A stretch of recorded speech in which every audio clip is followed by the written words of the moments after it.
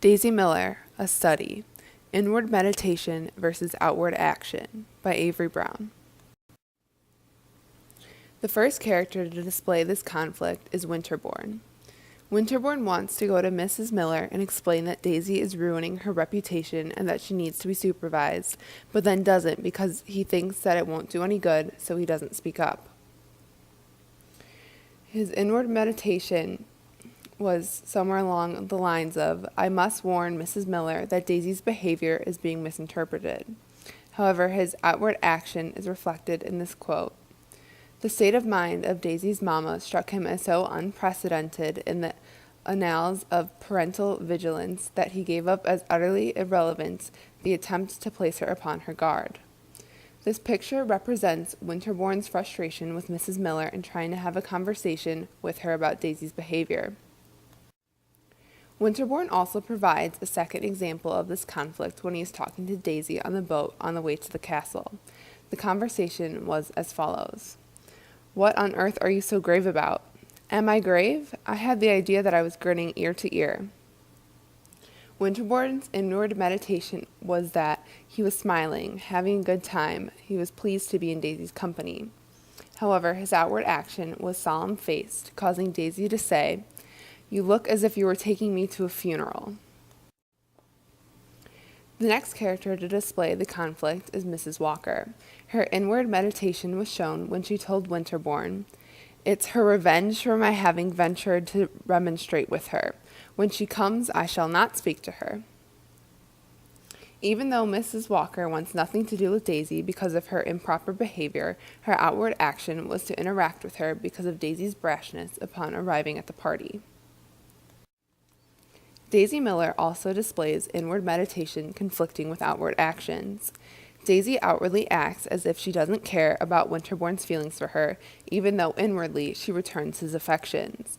She is too caught up toying with Winterbourne to actually express her feelings. Daisy's inner meditation that she is extremely interested in Winterbourne is revealed in two ways. First, her deathbed instructions to her mother to make sure he knew that she was never engaged. Second, by her attempt to make Winterbourne jealous by telling him she is engaged and then retracting the announcement. Anyway, she said she's not engaged, and I don't know why she wanted you to know, but she said to me 3 times, Mind you tell Mr. Winterbourne, and then she told me to ask you if you remember the time you went to that castle in Switzerland. She sent me a message before her death, which I didn't understand at the time, but I have understood it since. She would have appreciated one's esteem. While those quotes reveal Daisy's inward state of mind, her outward actions are contrary. By this time, Daisy had turned her attention again to Winterbourne. I've been telling Mrs. Walker how mean you were. You wouldn't do anything. You wouldn't stay where I asked you. Daisy glanced at Winterbourne. Then, while she glanced and smiled, she answered without a shade of hesitation, Mr. Giovanelli, the beautiful Giovanelli. I have offered you advice, Winterbourne rejoined. I prefer weak tea, cried Daisy as she went off with the brilliant Giovanelli. Another example of this common type of conflict is found in Jonathan Troper's book, Everything Changes. The first example is when the main character, Zach, has a lengthy inner meditation about backing down from his boss and taking the fall for his client's mistake. However, he proceeds to explode using multiple expletives in a tirade that silences everyone in the room. A second example of this is that Zach was abandoned by his father and repeatedly ruminates that he will never allow him back into his life. When his father unexpectedly returns, Zach does forgive him, and even when his father abandons him again, he is at peace with it.